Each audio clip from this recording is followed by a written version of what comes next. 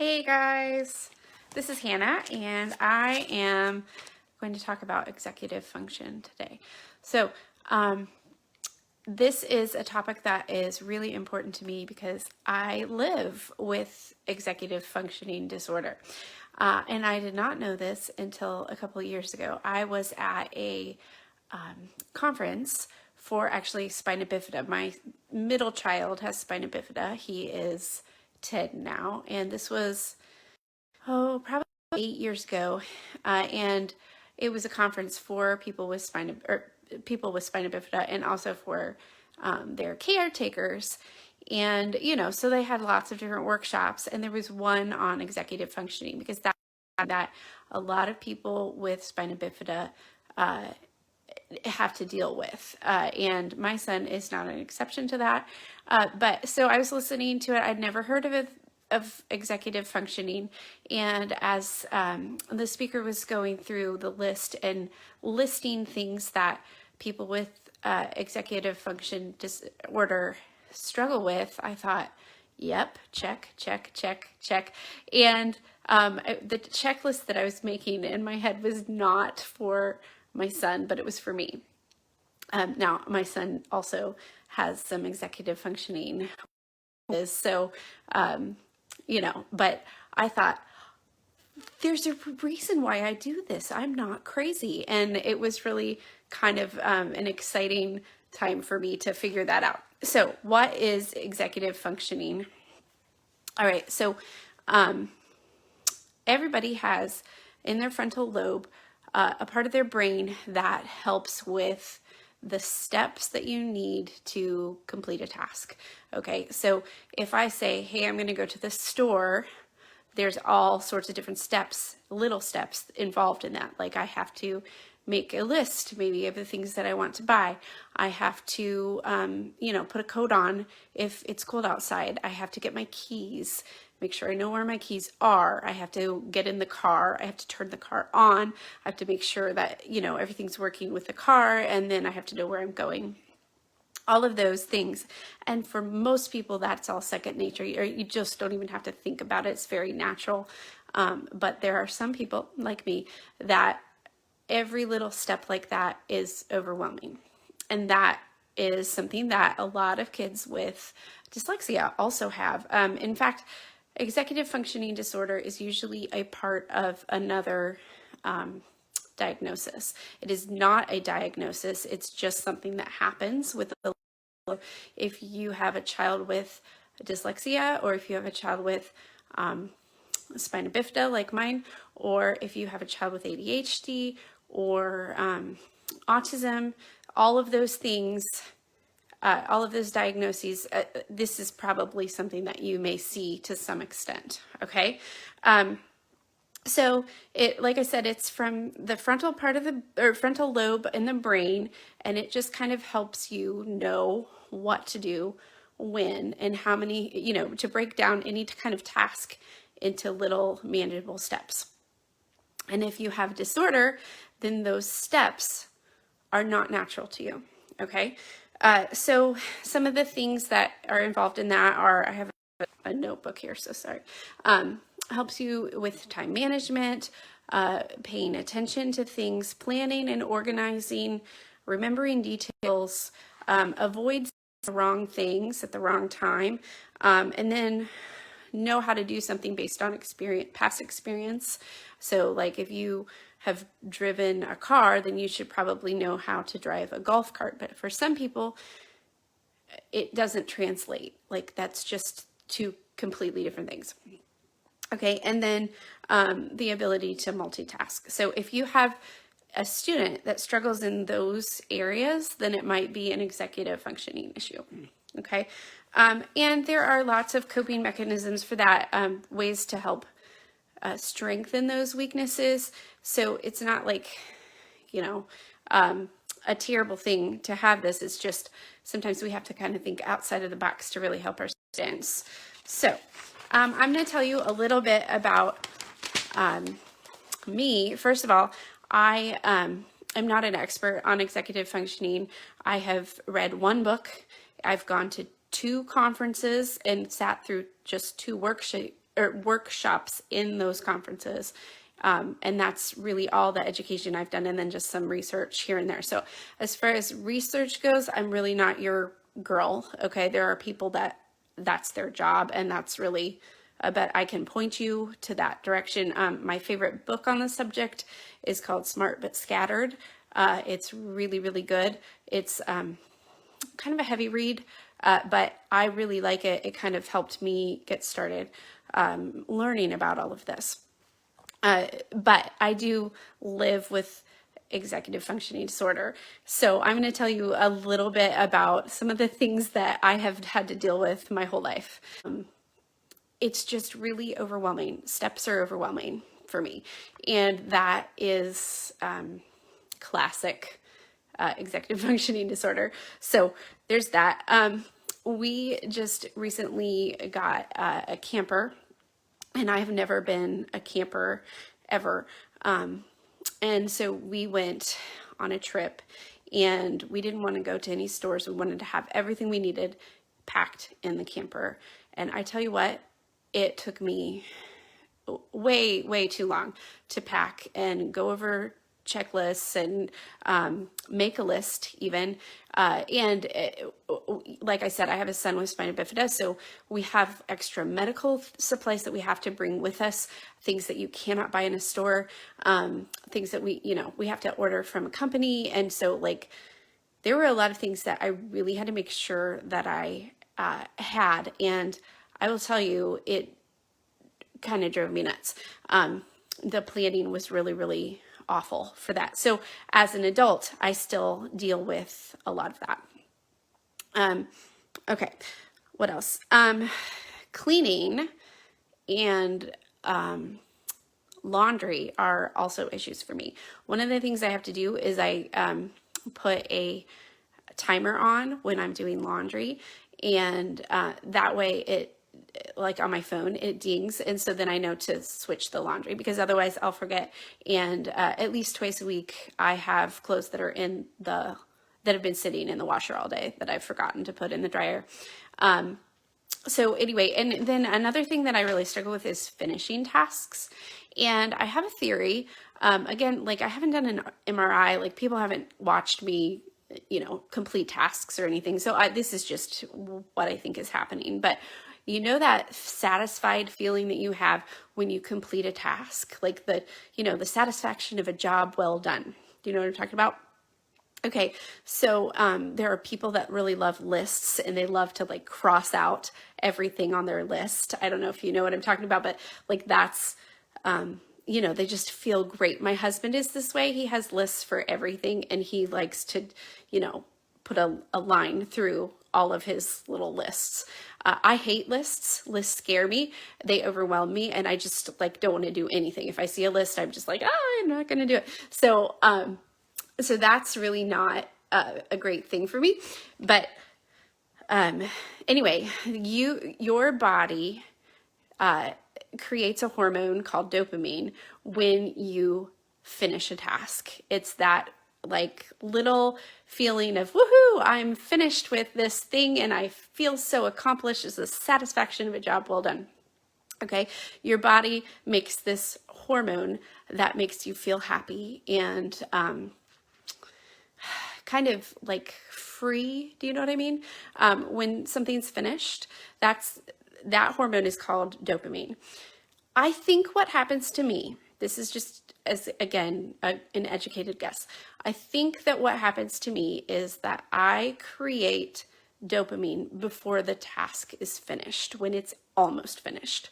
So then I don't have any motivation to finish the job. Does that make sense? So I'm very messy because like I will leave 2 dishes on the counter. I have done all the dishes except for 2.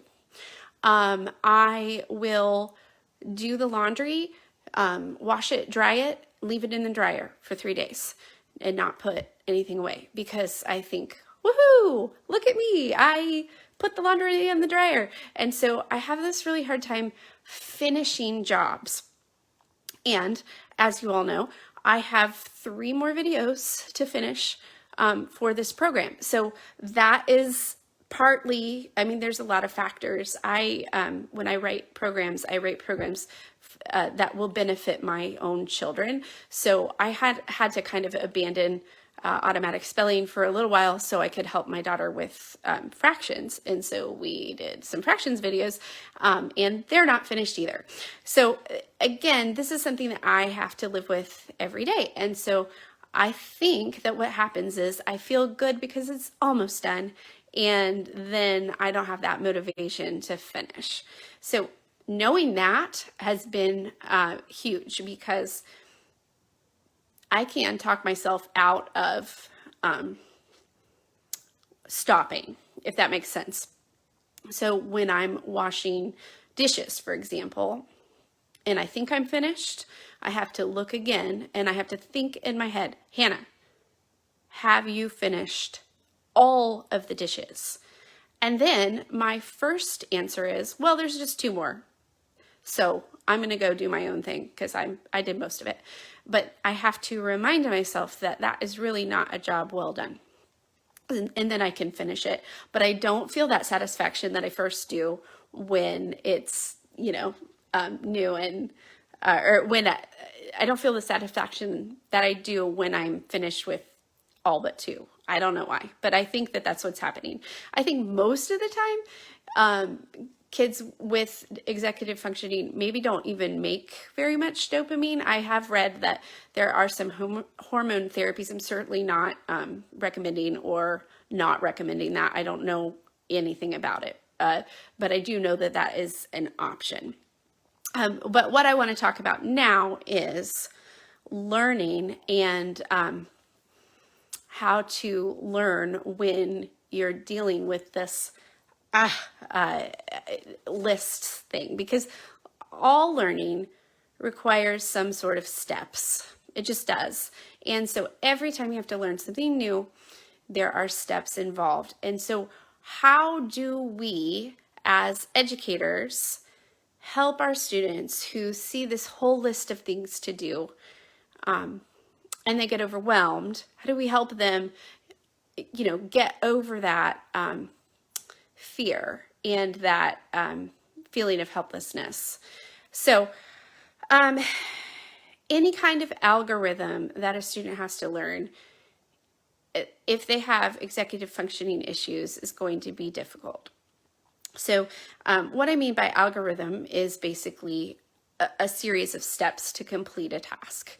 So, we could talk about something outside of educational, like getting ready in the morning. Like I have to get up and I have to make my bed and I have to, all of those things. So that is an algorithm because it's something that I have to do to make sure that everything's done that needs to be done in the morning.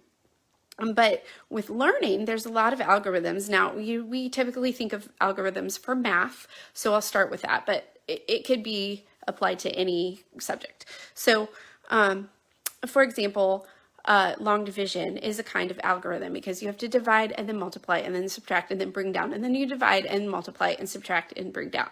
So that's a lot of steps. And if you miss one little tiny thing in there, then the whole problem is wrong. So that is one reason why students don't like math, or specifically long division. So I have lots of ideas and it's really hard for me to focus on one, but I have lots of programs in my head, and it's mostly because I want to help kids who struggle with all those steps. So when I wrote the division program, which is only, the way done, I decided that we would start with just dividing first. So we don't do all the steps. And I know that will drive some people crazy because it's not finished. But, I'll have 25 divided by 4. And all they have to do is say, okay, well, 4 goes into 25 6 times. And they write 6, and that's it for the first day. Then the next day, they may have something similar. But they'll multiply. 4 goes into 25 6 times. 6 times 4 is 24, and they write that down. And then the next day they do subtraction. 25 minus 24 is 1, and then so on and so forth. So we just do a little bit at a time. Okay. So breaking big tasks into very, very small portions really does help. And then the other thing is practice. You just have to practice. I remember telling a friend of mine that I'm sorry, my parents are texting me. Okay. I remember calling my friend and saying, I don't know why I've had kids for 7 years now, and I still have a problem putting them to bed. It's just so much work to put them to bed. Like, I have to get them in pajamas. I have to make sure that all diapers are clean. I have to make sure that, all of these things. And it's like little stuff. That's not hard. Most people can put kids to bed without any problem, but that was really, really hard for me. It was a lot of steps. And just by saying that it was a struggle, like, it got better. I finally figured out, okay, I can do this. So just breaking it down to little manageable pieces. That's one of the biggest things for learning. So I think, I've never heard anybody say this, but there are algorithms that you can use in spelling. Okay, so that's just what I'm going to call this. But, things like changing a Y to an I and adding a suffix, doubling a consonant, that's another kind of algorithm. When do you do this? When do you not? And one of the ways that I teach that in automatic spelling is I have a suffix flowchart. And so you physically look at a picture and it asks you questions. Does this end in a vowel and then a consonant? Yes. Well, then you follow that to the next box, and then you follow it to the next box, and it either says or double the consonant or don't double the consonant. So that is one way that I help students with that, because it just is very clear. It's very precise. They do it every single day, so there's lots of practice. It's not anything to be afraid of. I make it very user-friendly and very, I don't have high demands on them, if that makes sense. I just want them to practice. So having that in front of them, the visual aid, really helps. So you can do that for anything. You could have a poster that says the steps for division, or how many things do you have to do if you're subtracting fractions with different denominators? There's lots of little parts to that. So having some sort of a graphic is really helpful with those kind of things. I'm trying to think if there's anything else.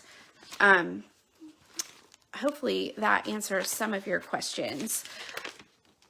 But this, I think, is really, really important to understand. It's a real thing, and it's very frustrating to people with executive functioning disorder to watch people be able to do a task without really struggling, because for us, it's like hard, and we just don't understand how it's so simple. It seems so simple. And then the other thing is, I'm a fairly educated woman. I am, pretty smart, but some of these tasks make me feel really dumb. And so to help students know that this is just another thing that they have to kind of overcome or adapt to that's really half the battle. Like, okay, this is just the way it is. This is how your body will react to these issues. So let's get over it. I know I'm rambling a little bit, but again, with executive functioning, I thought I could either make a pretty little slideshow like I always do, but that will take away from me trying to get my spelling program finished. So that it's on the horizon. I would like to do that at some point. But I thought, you know what, I'm just going to jump in and do this. I'll have some information, and then I'll make something really nice and pretty another time. I do have another story that I thought of real quick about just me living with executive functioning. So I was married. I was probably 30, and we were moving, and I was older than 30. We were moving, and I was, getting rid of some of the things that we had that I didn't want anymore, and I wanted to take them to Goodwill. And so my mom was helping me, and she's like, Hannah, why haven't you taken these boxes to Goodwill? And I was like, I don't know. I've never done that before. I know it's like silly, but I was terrified I shop at Goodwill sometimes. But I was terrified to go through the little drive-through thing. I don't know why. It wasn't hard, but it was like, I was paralyzed with fear because it was something new that I had never done before.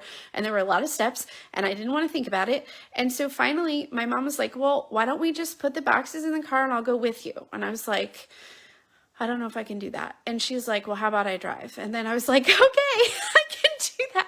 And now I take things to Goodwill all the time by myself. So sometimes kids that are dealing with this issue just need somebody to stand beside them and to walk them through the process. That's what I needed even at like 32 years old.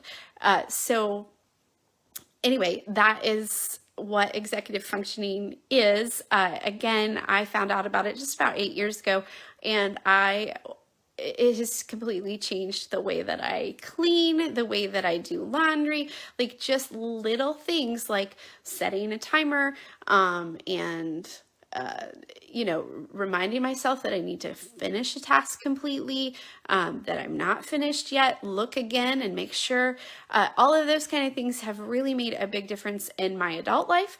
And I really think that we can help our kids with executive functioning disorder as their students learn how their body and their brain thinks, and kind of get over that hopefully earlier than I did. So anyway, thanks for listening, guys. If you have any questions, let me know. I will talk to you next time. Bye.